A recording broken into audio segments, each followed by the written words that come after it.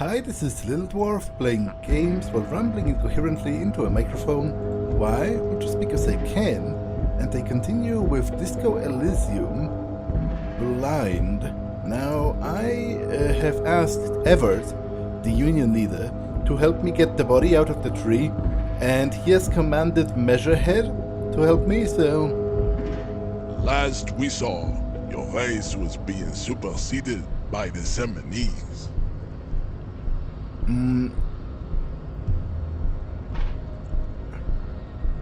Wait.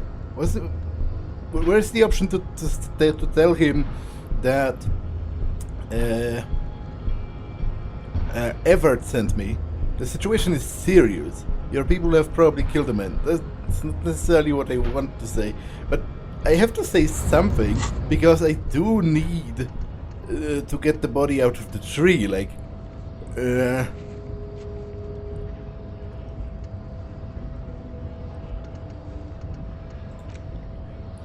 go to Measurehead on the gates and ask him to get the body down.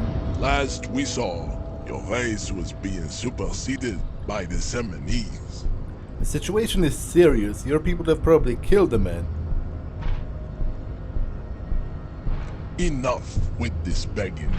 You should leave the stage of history with dignity by inviting the other races to a great world war.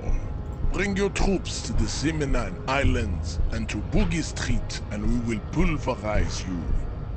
When you are gone, we will build a museum for you. The walls will be lined with bottles of Al Ghul, your beloved beverage.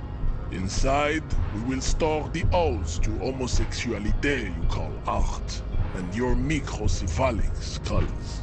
You could internalize Measurehead's race theory. It would enrich you rhetorically. No, why would I?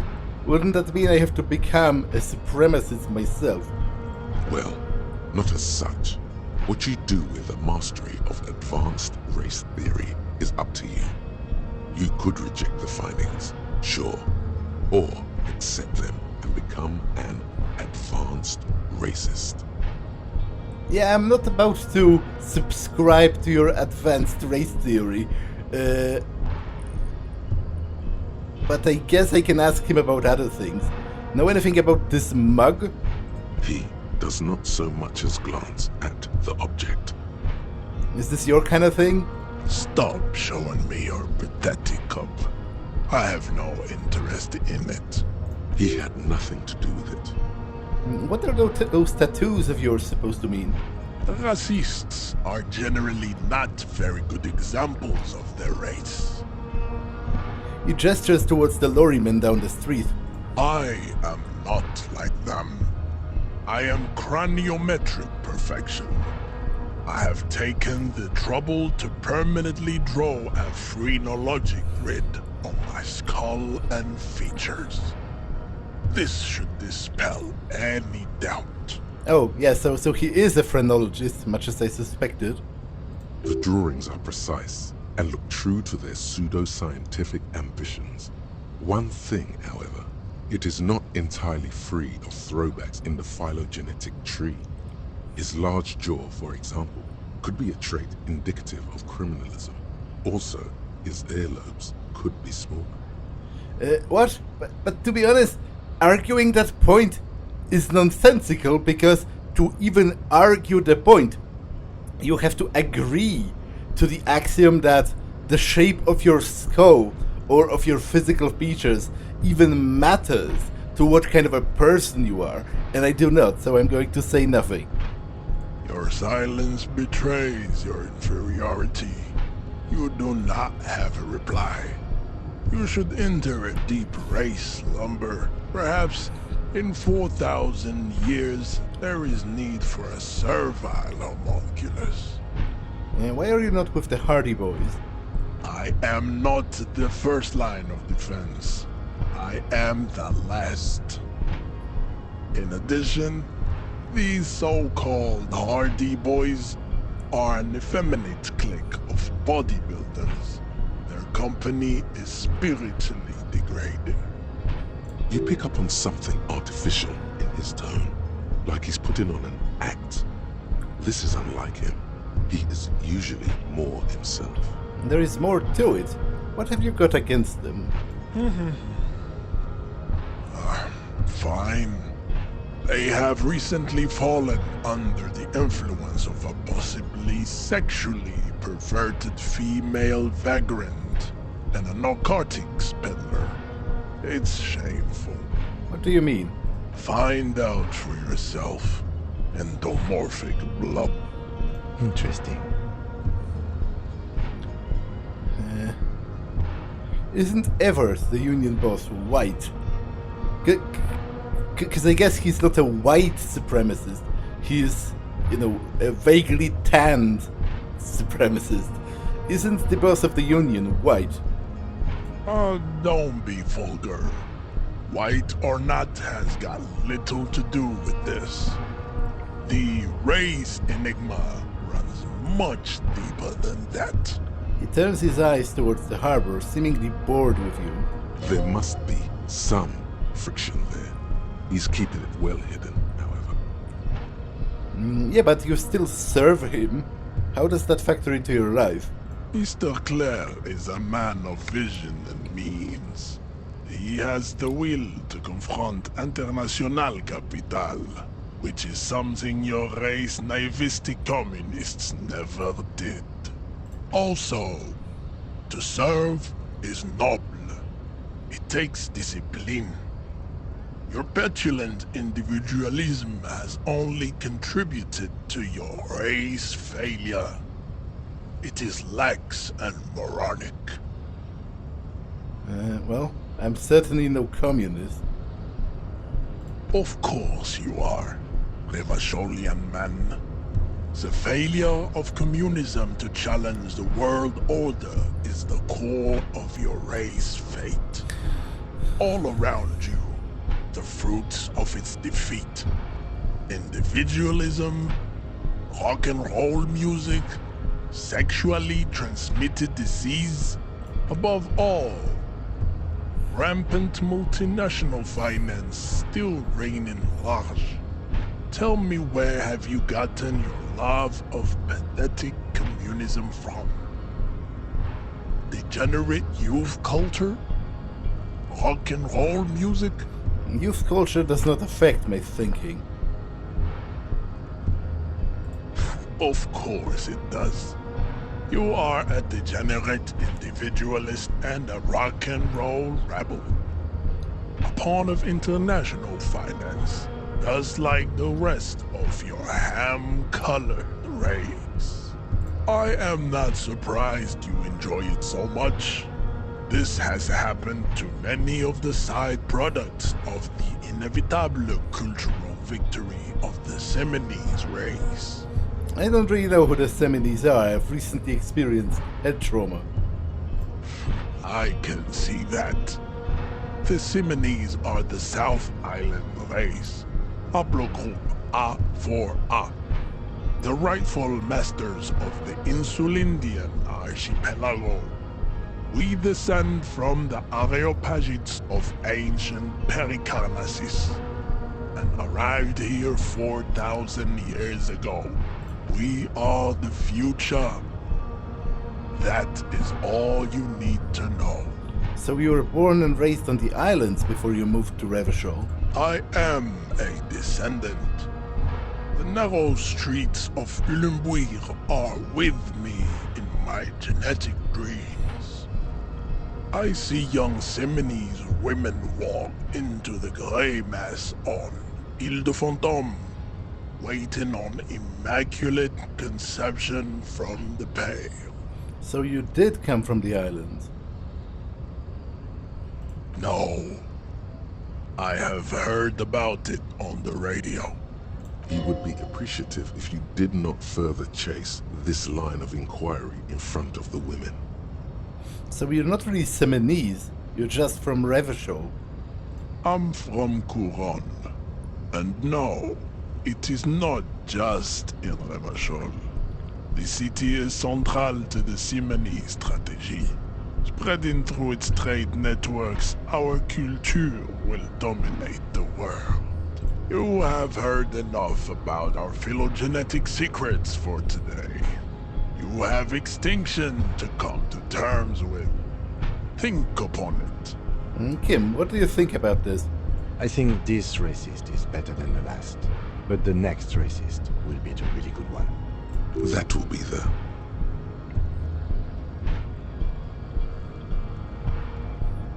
How do you know there will be an next racist? Well, because there always are, to be honest. There always is. Yeah, unfortunately. Race is reality. He nods approvingly. Ervert told you to help us get the body down from the tree. So it was. You surmounted the harbor wall in a display of athletic prowess to reach my superior. Then had him give me an order. I salute your cunning, and I will remove the body from the tree with my bare hands. You're so noble, Measurehead.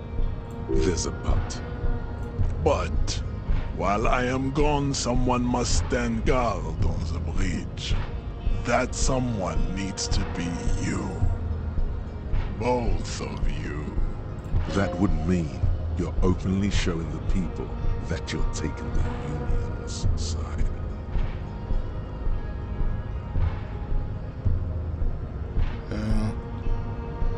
That means showing everyone that we're taking orders from the Union. Lieutenant, what if we don't want to do that? This is the uncomfortable result of not taking it down ourselves. I can live with a compromise. Listen to your little friend. He is wise in his childlike way. His mysterious race may yet prove fierce competition to my heroic haplogroup. That means showing everyone that we're taking orders from the Union.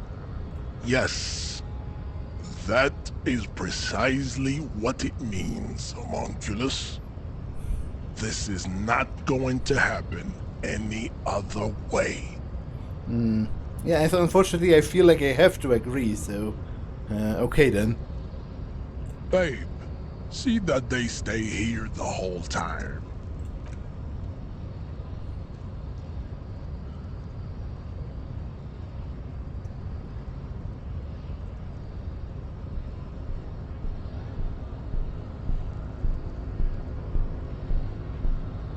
The woman's gaze follows Measurehead as he leaves. So, you guys are like cops or something? Why are you with Measurehead? Look at him. His craniometric perfection. Are you cops or what? Yes, we're the law around here. Cool. I like men with guns and power. I'm Katya, by the way. You hear that? That sound. He's breaking something. Yeah, Jean-Luc must be really tearing it up over there. I wish I could see it. I don't. I've seen enough of that dead body already. Look at you! RCM rent-a-cops! Guarding that bridge like Everett's lapdogs! Is this where it's at now? The RCM is for sale! Spoken by a mercenary pretending to be a worker.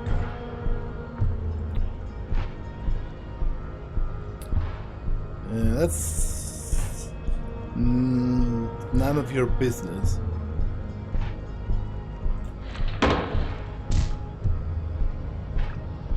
A shrill laughter interrupts you, echoing across Martinez. It's Cuno. Then, the man turns to look behind him at the behemoth appearing around the corner, approaching him, walking past him.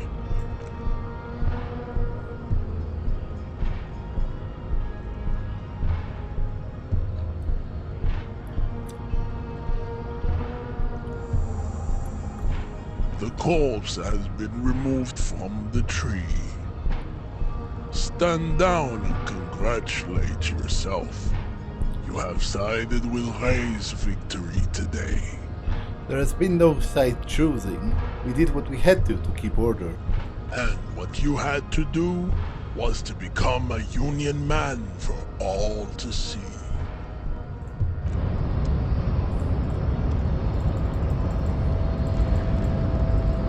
Okay, I am going to go and quickly pay for my lodgings before my room closes at 9 p.m.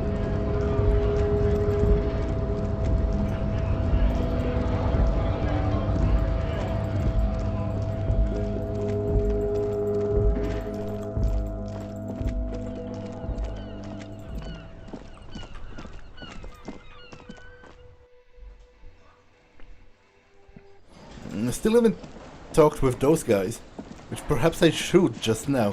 I'm not sure how long they will be here. Can I help you? About my bail for tonight. Got the 20 real? Yes. Good. You got the room for the night, but remember, you'll need another 20 real tomorrow. Take it easy on him. Deep down, he really hates being the guy who has to remind you.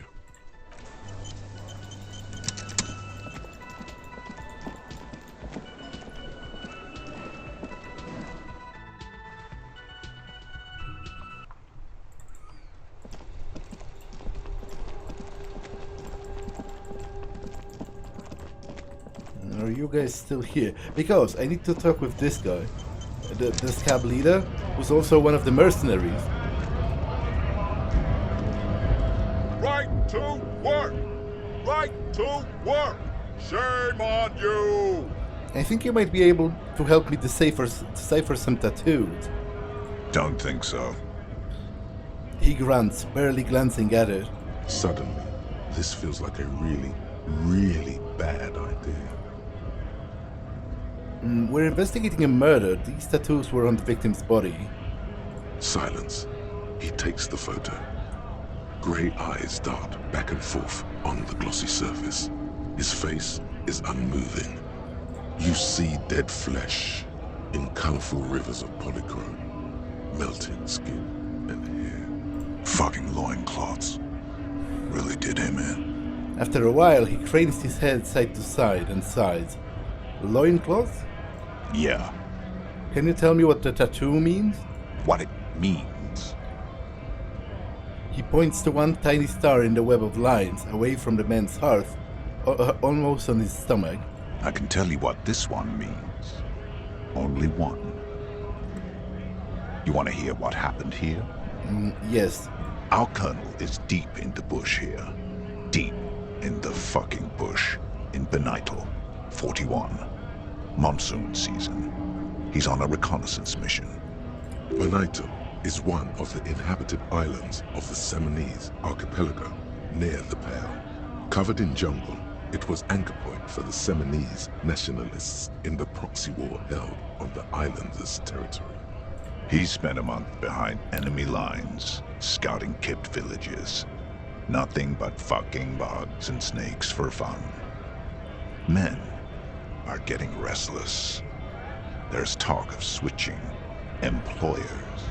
He licks his lips as if drunk suddenly. With some strange emotion. This is about to get really graphic. Last moment to back off. Don't interrupt him. Our boy. He's only a captain then, but he knows how these men think.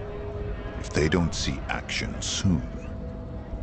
His voice gets strangely quiet, a long, long way from right to work. His gaze pierces the paper. At dawn, he comes upon two kids, breeding in the bushes by the river. Or maybe they weren't breeding. Maybe they were just making eyes at each other. I like to think they were breeding. We shot the boy. He was useless, but the girl, she was nice. A little fat, you know, but not too old. Yeah, that gets a massive yikes from me, but... She was quite the entertainment for the week she lasted. Expired in the hands of Sarge Mason. The kind of guy who'd make Chief there shit his pants and cry like a bitch. God. Mason couldn't let go. Cut the tits off her cold body and fucking ate them. Said primitive spirits were watching over him now. Drowned in a creek a week later. Spirits my ass. The story must have stirred up some conflicting emotions. The man looks tired for a second. There's a word on the tip of your tongue. Colorless, odorless. It's... Yeah, the word is definitely evil. You bet it was. You were there? No. I was in the domain. In Jamrock. Being a bouncer. You're not really a Scab Leader, are you? Fucking mask is getting sweaty. I want to take my mask off. But... He shrugs. He's under orders. And orders are orders. You can have the photo. I don't think I need it anymore. Nah. You've earned it. All right now. Free commerce! Keep the goods flowing! On the photo in your hands, the dead man's skin is studded with stars. Tens, hundreds of them, littering his dead skin. Are you a mercenary hired by Wild Pines? Free flow of commerce! The man yells and wipes his face. Sweat is dripping down his brow. Say very quietly, is there a tribunal being convinced by any chance? Fucking fuck. He breathes out slowly, his giant chest deflating, and his mouth slightly open. I'm going to interpret that as a yes. There's a tribunal, and it won't be long until it's ready. How about you fuck off now, huh? Okay, of course. The lieutenant says, his voice a soothing calm. He looks at you. There could be weapons aiming at us right now, somewhere above, in the buildings. The other merc. Don't push this, he's thinking. This is not the time. Okay. The man's breathing steadies, but his eyes are still narrow. Slowly, he's trying to get his right-to-work dance back on.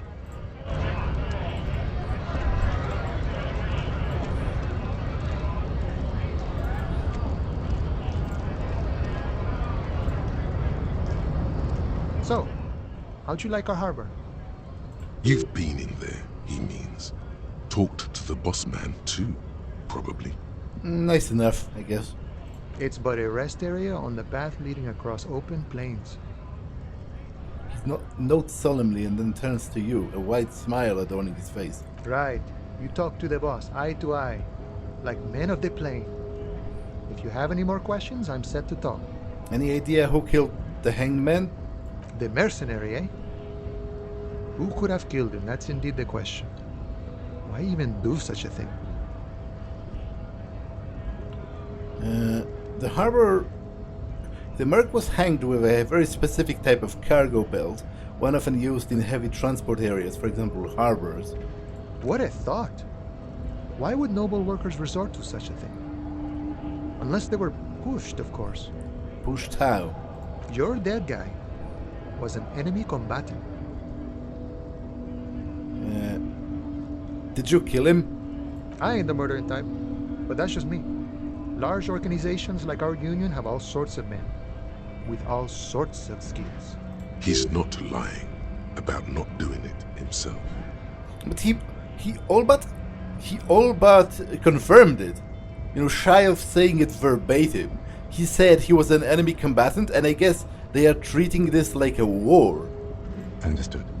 This has been of limited use. Still, thank you. No problem. I wish the best to you in your search. Sure, I'm glad it's not my search. Cuno told me you were supposed to know about the armor. The little boy had the good on his promise. His promise? To get me into trouble. To sick the pigs on me. Pardon the choice of words. Not mine. What happened? I was asked to look into that armor situation.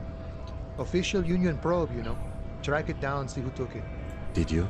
At first I thought, why not? Maybe the pieces can feed the strike. Buy us a few more days under the sun, you know? So I went to this boy. He said he'll make me his prison bitch. He's got eyes everywhere, and the cop's in his pocket, and he's the king of Jamrock. Serves me right for doing menial footwork. I dropped that probe right then and there, and it still got me into trouble. One bad move is all it takes. The probe into the armor, what did you learn? I learned that people don't want to talk to a drunk union man about some armor. What else? Not much. Technical stuff mostly. That was the interesting part. And what technical stuff? I did some research into this armadura. Let's say I have friends at the library. I didn't get into the material science, just how it comes off. He explains with a wry smile. How does it come off? In parts. 4 in total. The helmet was the first to go. The kid says he tore it off and kicked it into the sea. I believe him. The boots were still on the guy last I saw. Too hard to remove. So, as I count, there are 2 parts missing. The gauntlets and the cuirasse. This is where I left off. Too much hassle. More like a job for some militia. 4 pieces. Helmet, cuirasse, gauntlet, boots. What about the leggings? Oh, they're just gone. They don't exist anymore, if they ever did at all. Forget about them. I did. Well, I'm planning on finding all of them. All of it? There are junior officers out there, eager to prove themselves. I would leave some for them, and I would leave the boots to processing, but okay. Let's find all of it. Well, actually, yeah, I'm not taking it. I meant all of it outside of the boots. I'm not going to steal the man's boots. But the rest, although I guess that's a highly, you know, that's a highly casuistic, sort of arbitrary moral high ground that I'm trying to hold on to here. Because the rest of them are still stolen from a corpse, just not by me.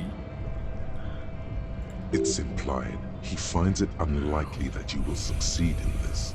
And Mesqui's epic there, all across Martinez. I hope it will be a real bonanza for you. Thank you for your cooperation. No problem. If you see that kid, thank him from Call Me Manana. Thank him for showing me the way. He takes a swig from the flask. He is sincerely grateful. He is not tracking down pieces of armor right now. Everett said you have a key to a door. A key, huh? What door is this key supposed to open? I was hoping you could tell me. Of course, I got you. You don't know anything. He taps the side of his nose with a little wink. I got that key right here. And let me tell you, it's mighty good of you to help us out during the strike. Working class solidarity, as they say.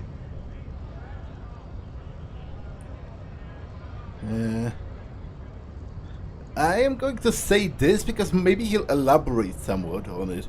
I heard something about a weasel, and it didn't sound like a local polar weasel, if you know what I mean. Wink. Polar weasel? Oh, I know what you mean. I'm pretty sure he's actually Occidental, though. So you're gonna be committing fratricide, my racist friend. What you're looking for is a basement door behind the greenhouse. That's behind the whirling in rags. That's all I know. Our organization is what you call compartmentalized. Means we keep out of each other's business. Okay, but where did you get the key from? The janitor gave it to me. Nice fella. We talked about life and things that really, truly matter. His gaze wanders off into the distance. None of this mess we're in. This jiving and juggling. What's it for? To feed our children, I guess. Anything else I should know about this task? This weasel person? When he'll be home? I'm more of a philosophical dock worker. I like to talk about the big picture stuff. Who I am, who you are, what we are fighting for. The man takes a big sip from his flask. He means he's not going to tell you, cause he doesn't know. But he will shoot his mouth off with you now that you're working for Everard. Who he is, and what they're fighting for. This is interesting. Why are you striking? We're negotiating our share. Your share? Aye. He seems pleased with himself. So it's not wages or pensions or... This stuff, they already covered.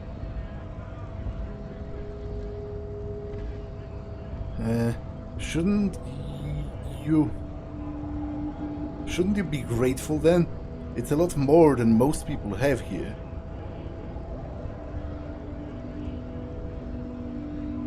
Never grateful. Were we ever grateful, we'd have nothing. You fight for every piece. So how large a share would you like? All of it. However, right now we want all the harbor workers to be on the company's board, so they could take part in the decision-making process. This seditious talk sounds like communism. Just so we're on the same page, communism is basically wanting to kill the rich people or deporting them to a labor camp in southeast Grad. But don't say that out loud if you're a communist. The bossman, Ervard. What can you tell me about him? I think it's best you make up your own mind now that you've met him.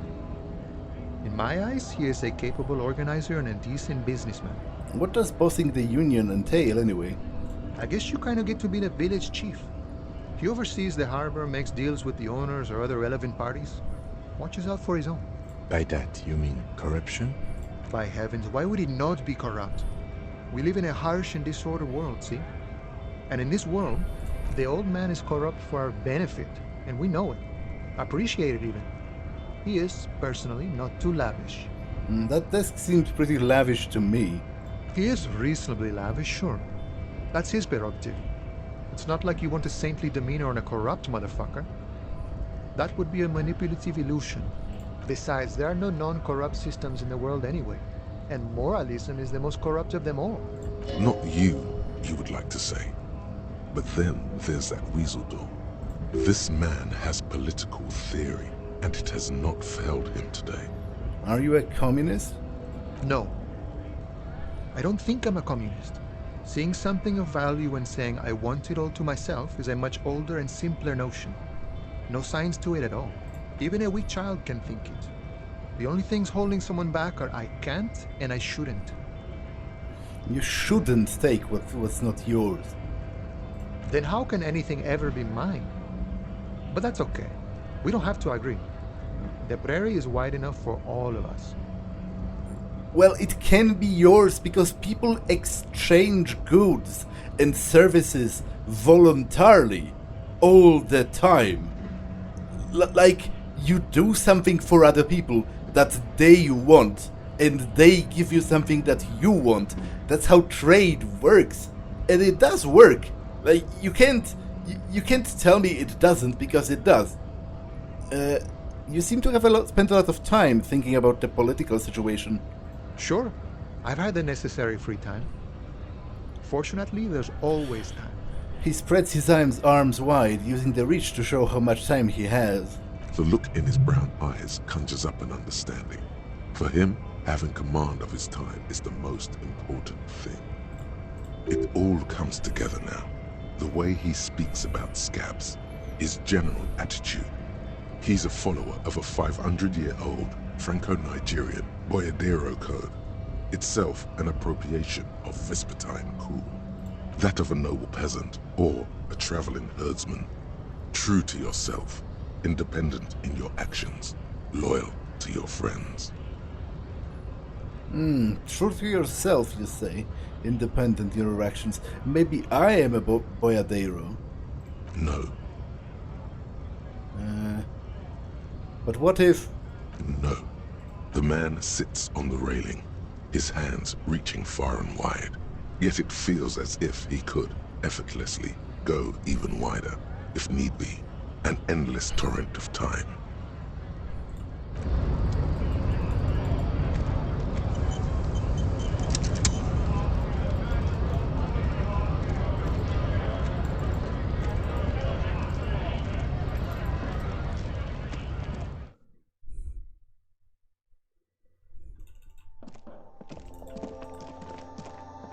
The tear machine stands in the corner. Your bottles clunk into the machine, and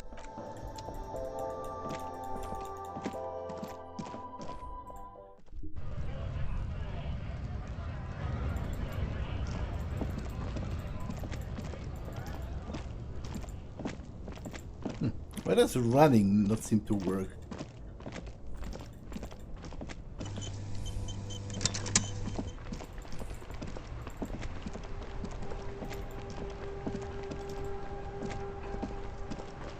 So what do I have to do? Find all armor pieces, get the hangman's boots, open the apartment door, split a kilo with Cuno, the smoker on the balcony, that's in the evening, so right now.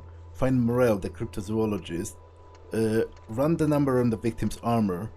Where is the rest of the armor? Find the booze and drink it. Get the body down. Find the traffic hooligan. Track your badge. Who put the clothes in the trash? The victim's tattoos. Who made the call reporting the crime? Explore the Whirling's secret passage. Sing karaoke. How do I report the number? You discovered a serial number on the victim's ceramic armor boots. Run the number using Lieutenant Kitsuragi's shortwave in his motor carriage. Okay. Inside, you see a set of steering levers, a radio microphone, a pull-out toolbox, and... This is Precinct 57. How may I assist you?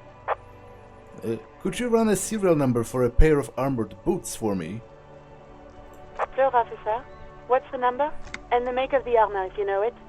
E50 100 1000. The make and the model of the armor is Fairweather T500/VE. Got it. I'll contact the ICP database immediately.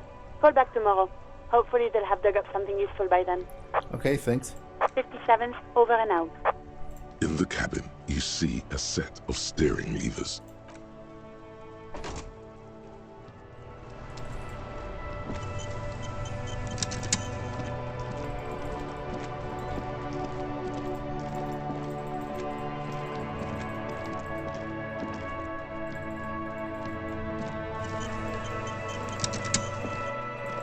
What's up with running?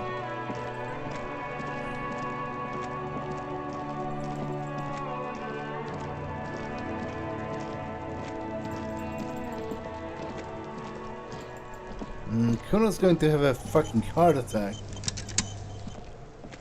You missed a good show before. A kid came by and completely fucked the tree to pieces. He fucked the tree up! Fucked it good! It was porno! You need to act decisively. It's Cuno. Use Cuno words.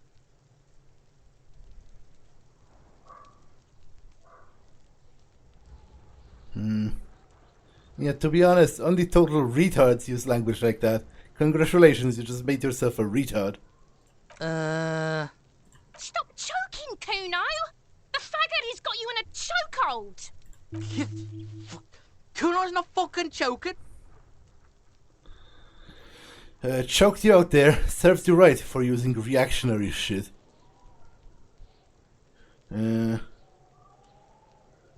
Although I don't quite like the feel of the word reactionary. I think we all learned our lesson. Cuno's back to full power now. He doesn't give a shit about kips and retards. Let's talk normal shit. Fuck did you want anyway? You got your fuck bag down? Oh, so you know now we want a normal conversation, huh? Yes. Cuno wants a normal conversation. Ask normal shit, please. He even sounds a little plaintive now. I talked to Manana about the armor. So?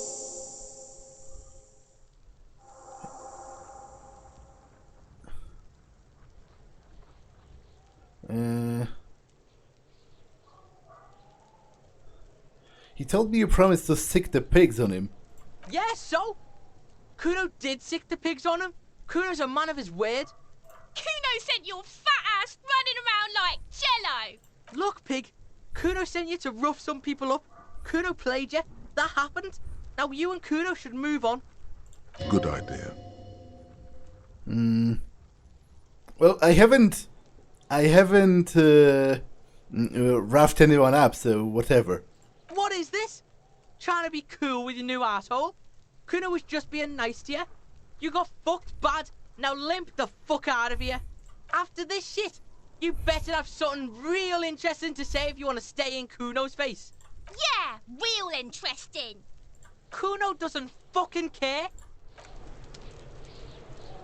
I think I can also deal with the body later. So I just... What's up with the running? Like, why doesn't he run? I'm not gonna lie, it would be pretty helpful if he did.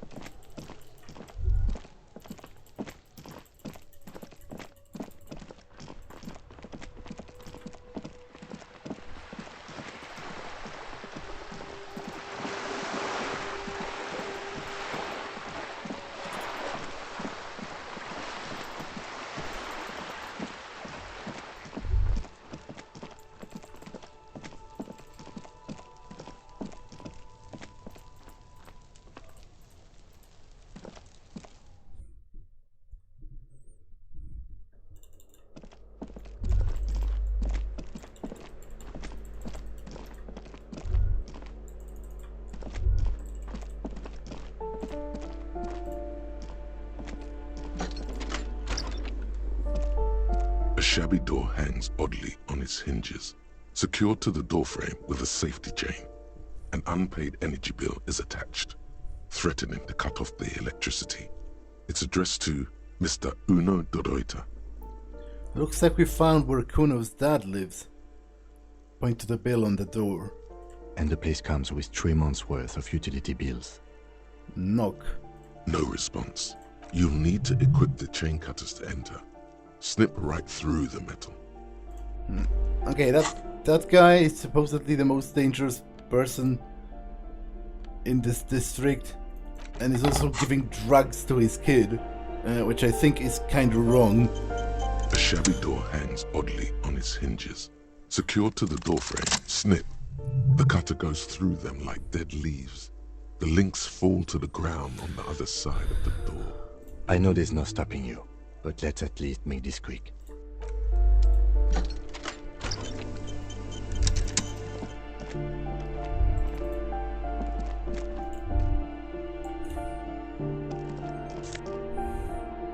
Okay, I'm not going to steal their money.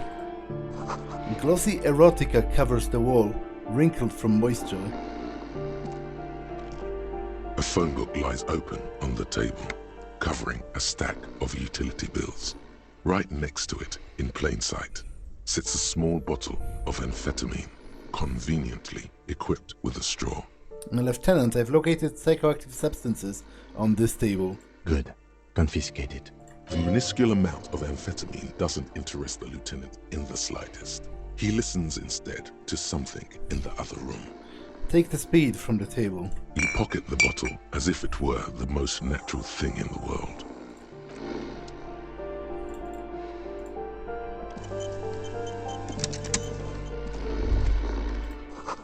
The air stinks with something sour. Okay, I'm not going to steal his clothes either.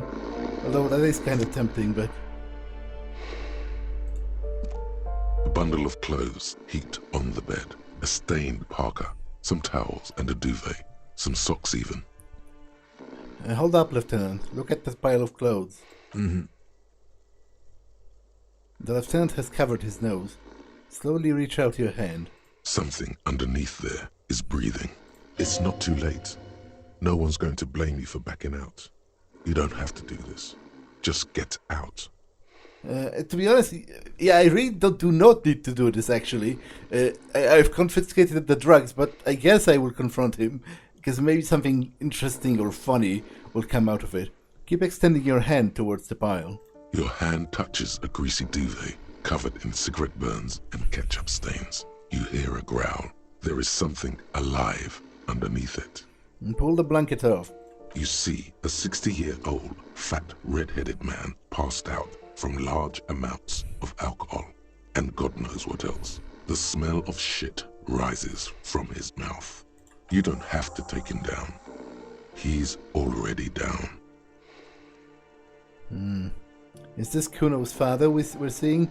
Well, judging by the color of his hair, I would say yes, it is. The lieutenant's right. The man's unwashed hair bears a familiar ginger tone. Even the hair on his chest is coppery. The light from the window falls into his half-open eyes. It doesn't look like he's going to fuck anyone up anytime soon. No, it really doesn't. This looks very hard to recover from. This man won't be feeding his family anytime soon. Not that he was, but at least he won't be beating his son. A pair of half-open bug eyes is staring back at you from the dark, empty, and frozen. It's clear that the person behind them is not awake. Hold on, what happened to his eyes? Can't you tell? It happens to exceptionally committed substance abusers. They fall asleep with their eyelids still open. Not a pretty sight. This is some serious damage.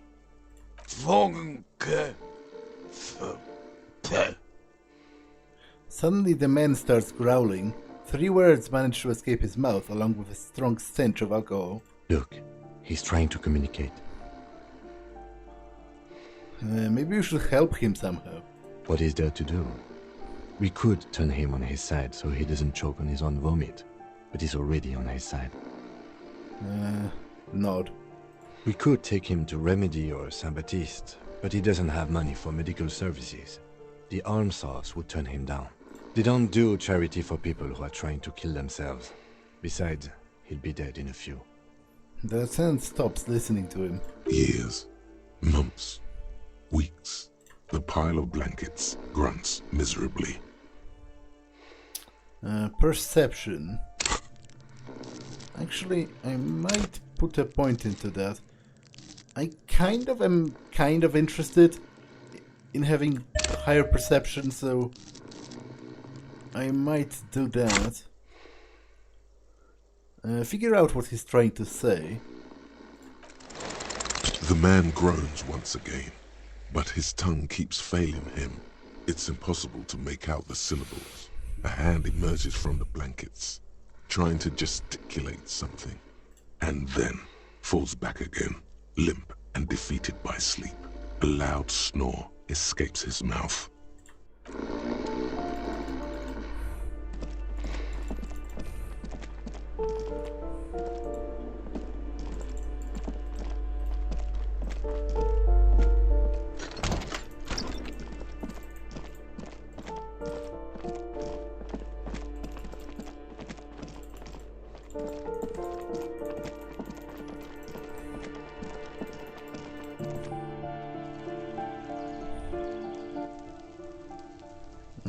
Okay, that's not where I wanted to go, though.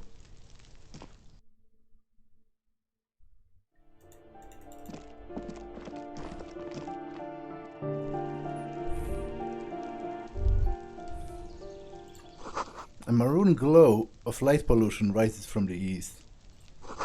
You hear distant traffic. Night is falling on the city.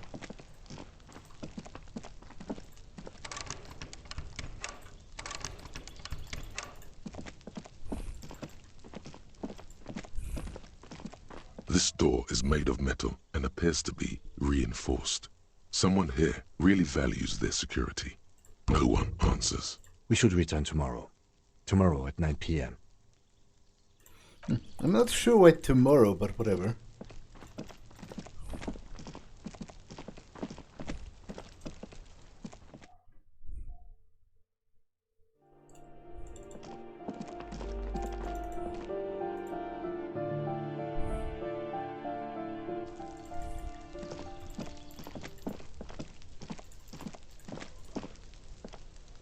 This must be it.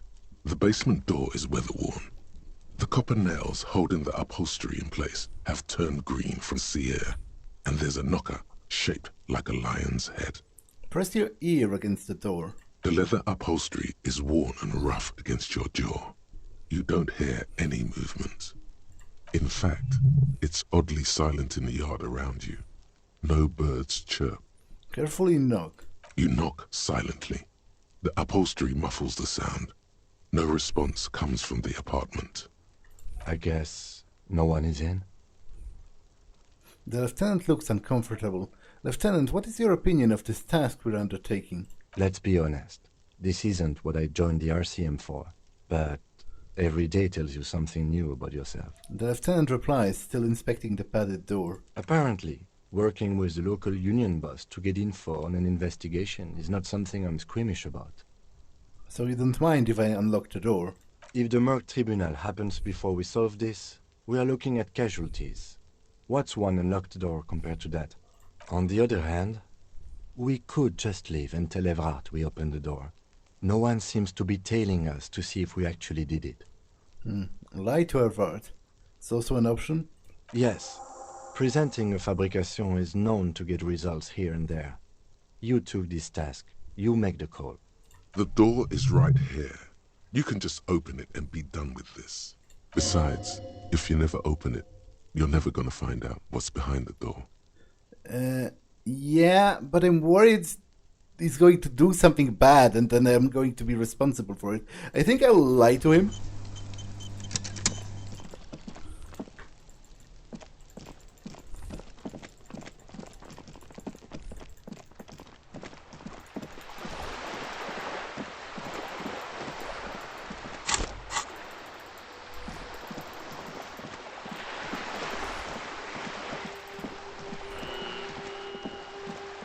Okay, let's finally attend to the body. Has to be pretty rotten at this point.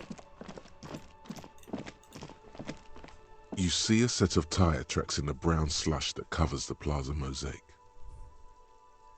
Oh, I never noticed that this was interactable, this hole. Why am I looking at this? Cop habit. You look at everything. This isn't case related, you think. What kind of vehicle drove through here? Hard to say. I'm trying to reconstruct the movements. The tire tracks were left here by an unknown event that took place some days ago. It's a message, written in the language of burnt rubber. Some of that rubber stuck to the tiles right in front of the whirling in rags. This is point A. The driver started there, and then accelerated straight into the fence, left a hole big enough for the Franco-Nigerian cavalry, according to the cafeteria manager. Why that pang of guilt again? The hole in this fence doesn't look that huge. Okay, what happened next? The driver proceeded to back out of the yard, barely stopping before hitting the adjacent building, before heading south. Must have been in a hurry. This is the point of departure of the vehicle that crashed into some unknown battle sign. And I guess possibly that was me. That's plausible. A similar reckless abandon seems to be in evidence. Is this connected to the case? I'm not sure. There are plenty of traffic accidents waiting to happen in Martinez. With the jam right here on the roundabout, I would keep them separate. You could follow the track south. There seems to be a canal there. See where they went. If you find the time. A car drove through the fence. You are correct. This is a rather motor carriage friendly city. Somehow that makes you feel scared. You don't know why. Yeah, that's quite possible it was actually me. I'm going to tell Cuno I'm not going to give him drugs. Fuck does Cuno care? I took care of the drug situation. Alright, so you got Cuno's kilo. Here is how we do it. First, you give Cuno Cuno's kilo, then Cuno gives you half back. That's how we split it. It's the best way. Street way.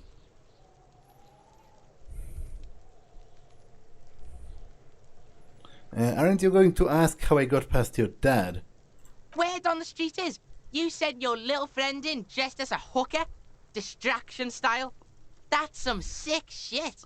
He nods approvingly to the lieutenant. Not a single muscle moves on the lieutenant's face. Cuno wants to hear all about it, but first we split the kilo, then we shoot the shit. I'm keeping it. You don't need more drugs, you're 12. Don't give it to Cuno. Alright. Cuno knew you'd try that sneaky pig shit on him. Tell him, Cuno!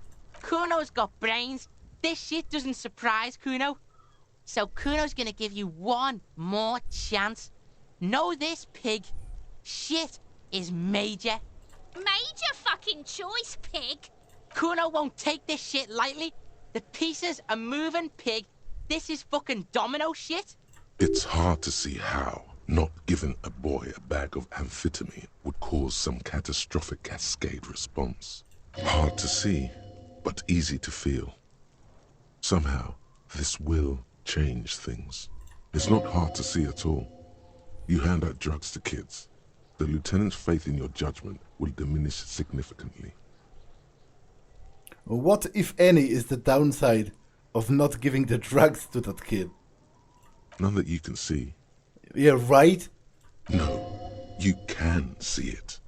This young man has junior officer material in him. In another life, where he trusts you. Hell no, he doesn't. Tick, tick, tick, tick. Decision time. What's it gonna be? You gonna fuck the Cuno? Yeah, this is staying with me. Alright. You fucked the Cuno. Everybody, Cuno got fucked by his pocket pig.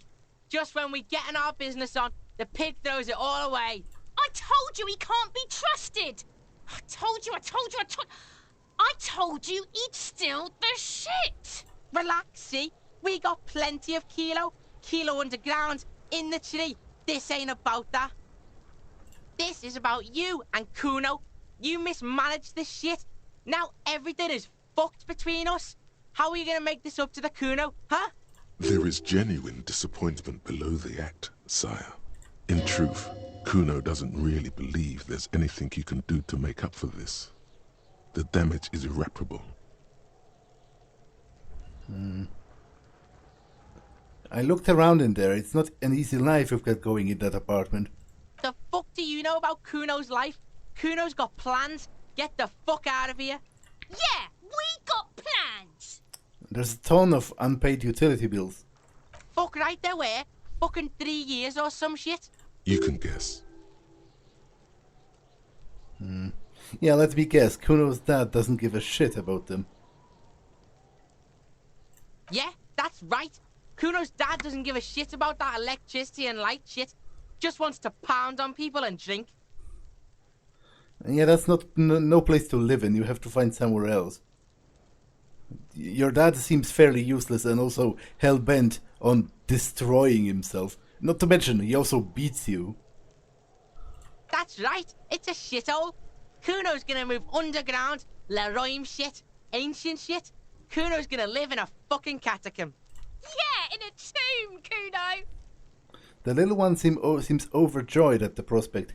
Cuno, I've met your dad. Yeah? How the fuck are you still alive, pig? Cuno, your dad is a half-dead alcoholic. He was sleeping under some clothes. What? His eyes become large and round. Fuck right. Cuno's dad was sleeping like a bum.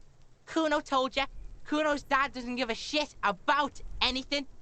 Fucking breaking and entering shit. That's nothing to Cuno's dad. You got lucky, pig. Cuno knew this. Cuno's fucking violent fiend dad's been drinking hard lately. Cuno knew you have a way in. Narrow window. Cuno window. Cuno window?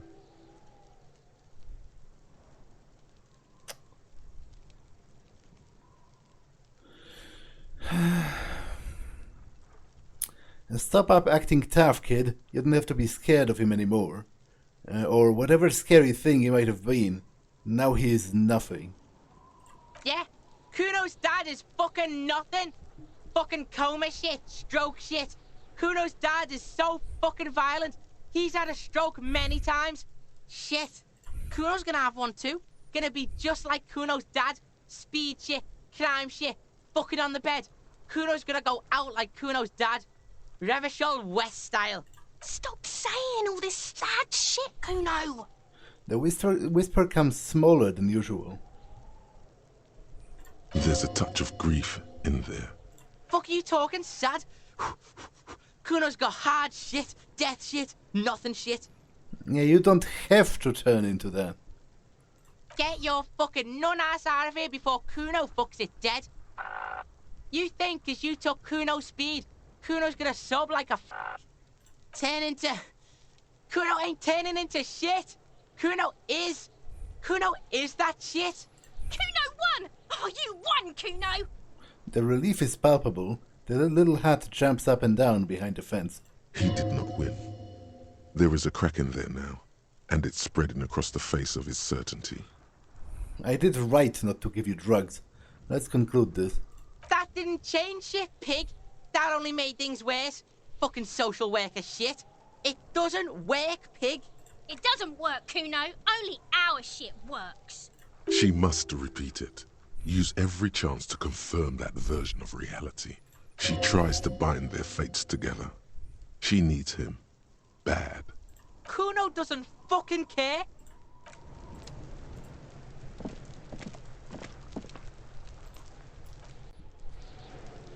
Okay, this episode has been long enough, so I'm going to save and end it for now. That's all for this one, and I will see you in the next one. Bye.